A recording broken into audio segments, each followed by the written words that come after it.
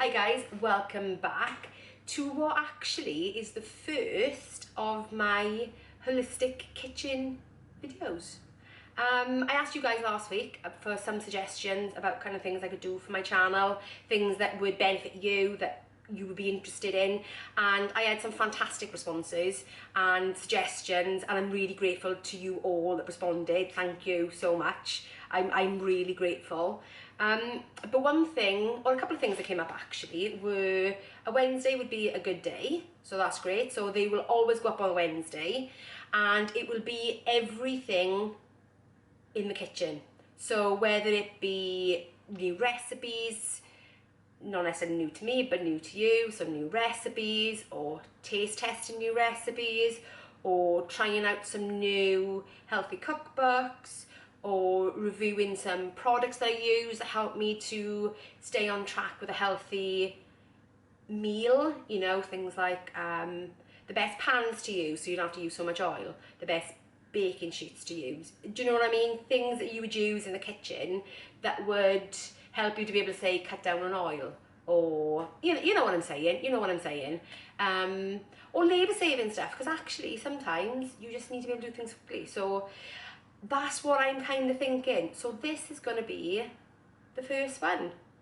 Ordinarily it will be on a Wednesday, however we got Vlogmas coming up very soon, and so I'm going to be using a Monday. So I'm going to run, between now and Christmas, I'm going to run a meat-free Monday slot. I will put all my meat-free recipes into one playlist anyway, so if you're looking for something that's meat-free, you can go there and find it. I will leave a link there, and yeah, I'll leave a link down below as well.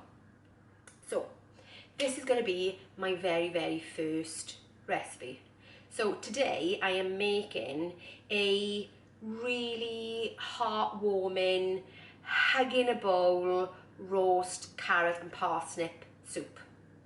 This soup I have made for many years now, and I was actually kind of given the recipe loosely by a restaurant I used to go to, and you know, they weren't willing to give me, you know, the entire thing, but I kind of, after eating it, I thought, oh well, I think I can guess, and I think I got it pretty close. So it's going to be that. It's really nicely fragranced with some warming spices. Like I said, it really is a hug in a bowl. It is so nice for this time of year. So let me show you what is in it. I'm starting off with 350 grams of carrots, peeled and roughly chopped. And then I'm going to do the same with 300 grams of parsnips. When you're cutting up the parsnips, ensure that they're the same size as the carrots so that everything cooks evenly.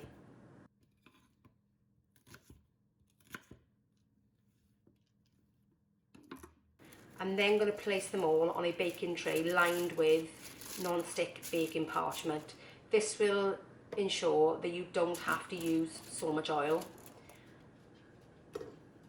Space them out evenly and then spray them with a couple of sprays of oil. Here I'm using olive oil, but you can use whichever oil you prefer. I'm then going to sprinkle a teaspoon of coriander, a teaspoon of cumin, and half a teaspoon of turmeric. Season with salt and pepper and give it a good mix with your hands. Spread everything back out, ensuring that you put the onions and the garlic to the centre of the tin, because what you don't want is them to cook too quickly. So even though they are a lot larger than the vegetables, they do cook quicker. That's why I've cut them slightly larger. So they're going to go into the oven on 180 for 20 minutes. They're now back out of the oven. I'm going to test them with the back of the spatula to see how cooked they are. To me, they look like they need at least another 15 minutes. So I'm going to give them a little spray with oil and put them back in. That they're out of the oven and they're cooked with a lovely charred bits on the side, I'm going to pop them into a blender with some vegetable stock. this is the way that I make any roasted vegetable soup.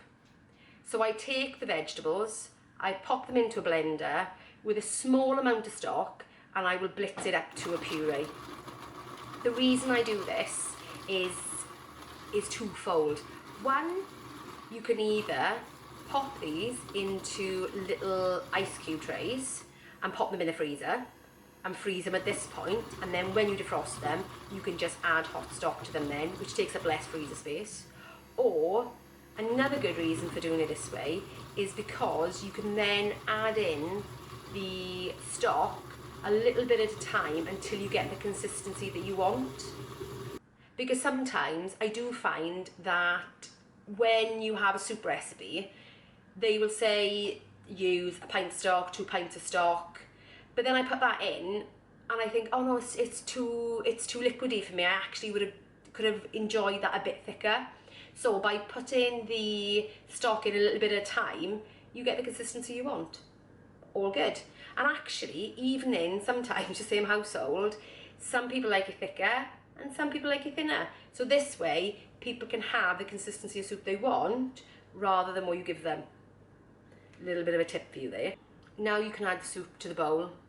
I like to add a bit of black pepper on top and the slightest swirl, just a teaspoon of creme fraiche. It just gives you that extra richness, and serve with some fresh crusty bread. So guys, enjoy.